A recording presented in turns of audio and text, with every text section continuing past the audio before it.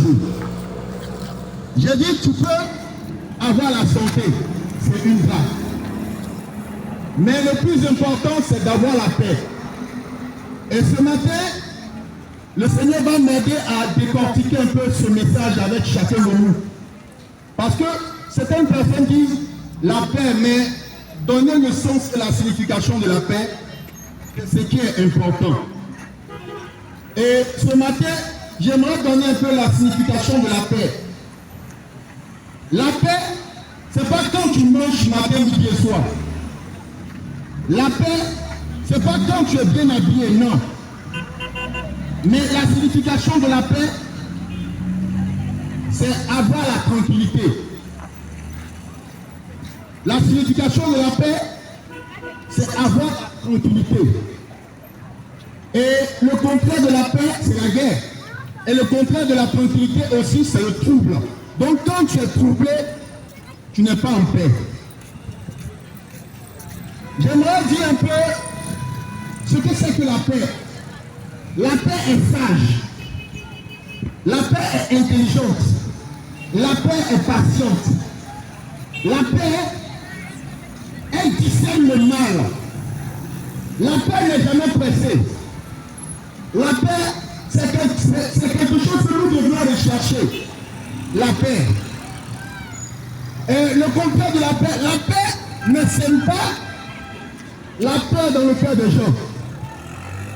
La paix ne se moque pas du malheur des autres.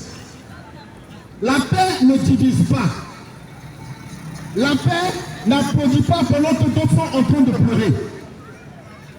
On a pour l'habitude de dire on cherche la paix, on veut la paix.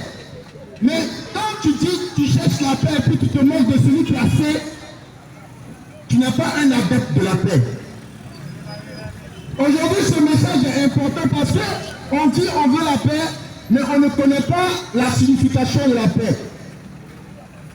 La paix est aussi sur plusieurs étapes. La paix personnelle, parce qu'un homme qui a fait aussi n'est pas en paix. La paix, c'est quelque chose qui recherche son indépendance. La paix, c'est quelque chose qui travaille pour ne pas avoir affaire à quelqu'un. Ce matin, j'aimerais présenter un peu quelqu'un qui a crédit de quelqu'un dans sa vie n'est pas en paix. Quelqu'un qui a fait n'est pas en paix. Quelqu'un qui sait qu'il y a facture qu'il n'a pas encore payé, il n'est pas en paix. Ce matin, j'aimerais parler de la paix parce que c'est important.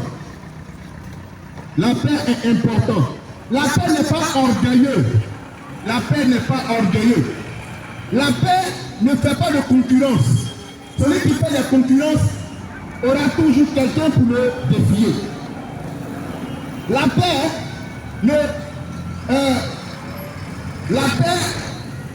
ne divise pas. La paix n'est pas moqueur. La paix, c'est quelque chose qui apporte la tranquillité. La tranquillité, la paix en soi. La paix ne se culpabilise pas. Ce matin, je vais aussi entrer dans le domaine des foyers. Quand tu veux aussi avoir la paix dans un foyer, il faudra le respect. La paix respecte également. La paix a confiance. La paix ne trahit pas. La paix crée l'union. La paix crée le partage. La paix crée à bâtir ensemble. La paix crée à développer les choses ensemble. La paix crée à avancer ensemble. Et ce matin, ce sujet est important parce que une fois j'avais posé la question sur un autre thème, on dit l'amour. La personne m'a dit non, l'amour c'est aimer, non. Et je peux même poser aussi la question pour dire mais la paix c'est quoi? La paix, donc c'est être bien mangé, être la santé. Non. La paix c'est avoir la tranquillité. Tu peux être dans un lieu. Quand tu n'as pas la tranquillité, tu n'es pas en paix. Tu peux bien manger.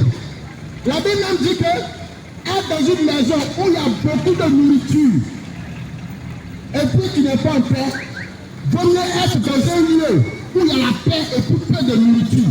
C'est ce que nous, les parce que la paix peut rendre, le manque de paix peut rendre malade.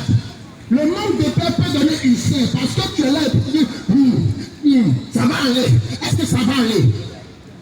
Donc, quand à chaque fois, tu sens que tu n'as pas la paix, et puis tu murmures, tu poudres, le manque de paix peut te rendre malade, peut te donner une chair, peut te